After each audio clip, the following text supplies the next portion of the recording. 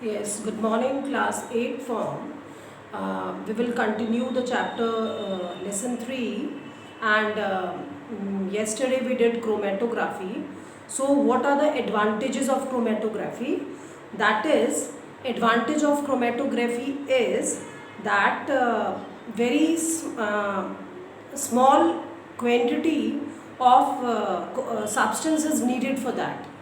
Means, like I have told you, a drop of ink is only required to separate the constituents from ink. Alright, and then the constituent present in the substance with the similar physical and chemical properties can be separated. So these are the advantages of chromatography, and where chromatography is applied, that is, it is applied that you know what is dye. बेटा die जो होता है उसके अलग अलग colours को separate करने के लिए क्रोमेटोग्राफी यूज़ होती है. ठीक है. सेकंड है, ब्लड के अंदर जब बहुत सारी मेडिसिन्स हम खाते हैं तो उसमें अलग अलग मेडिसिन्स को आइडेंटिफाई करने के लिए कि कौन कौन सी दवाइयाँ खाई गई हैं, कभी कभी टेस्ट होता है तो वो ब्लड में जो चेक होता है वो क्रोमेटोग्राफी के थ्रू चेक होता है कि कौन कौन सी दवाइयाँ खाई गई हैं. ठीक है. तो यहाँ अप्लाई भी होता है और कुछ इंडस्ट्रियल प्रोडक्ट्स हैं जिनको प्योरीफाई करने के काम भी आता है. अब हम आज जो टेक्निक पढ़ रहे हैं वो है separation of liquid gas mixture. Means एक कॉन्स्टिट्यूएंट लिक्विड है और दूसरा गैस है. तो इसमें जैसे हम लेते हैं वाटर, तो वाटर के अंदर नेचुरली ऑक्सीजन प्रेजेंट होता है. अब हमें क्या करना है, ऑक्सीजन, कार्बन डाइऑक्साइड गैस भी कभी कभी प्रेजेंट होती है क्योंकि ये एटमॉस्फेयर में है. तो हमें सेपरेट करने हैं ये दोनों गैसेस वाटर में से. तो ये इस टेक्निक से होता है कि हम वाटर को बॉईल कर लेते हैं, because with the increase in temperature the solubility of gas decreases. तो जैसे ही हम वाटर को बॉईल करते हैं, टेम्परेचर इंक्रीज करते हैं, तो उसमें सारी गैस जो है एक्सपेल आउट हो जाती है, बाहर निकल जाती है. और बॉइल्ड वाटर इसी वजह से टेस्टलेस हो जाता है. आपको पता है जो प्योर वाटर है वो टेस्टलेस होता है. ठीक है. उसके बाद आ जाइए gas mixture. Now what happen, अगर हमारे पास गैस मिक्सचर है तो इसके लिए हम 3 टेक्निक का यूज करते हैं. पहला है diffusion, then second is solvent extraction, and third is liquefaction. अब किस तरीके से, with the example I will tell you. Like for example, हमारे पास एक मिक्सचर है हाइड्रोजन एंड ऑक्सीजन गैस का.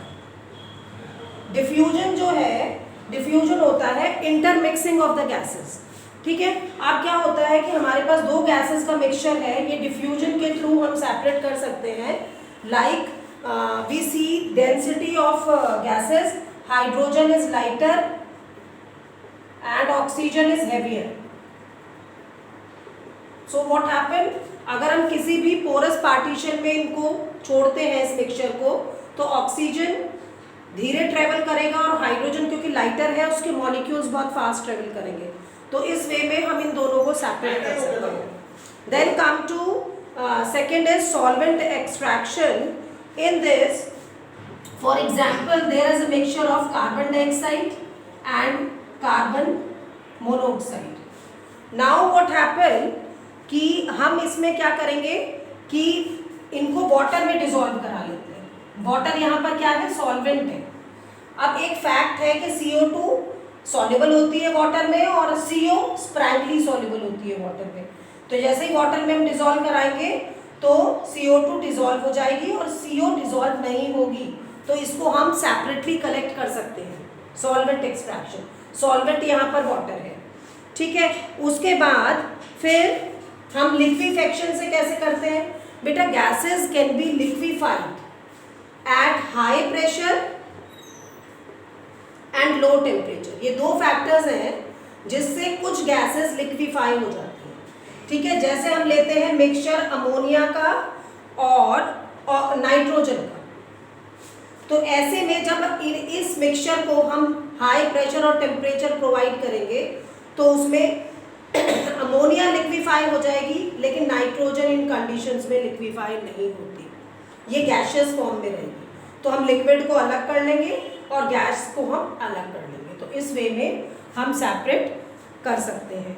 Today this chapter is finished and then what we will do the question answers. I am giving you today exercise 3B to do, and if you find any problem then you can ask, or I will give you hints in my next video.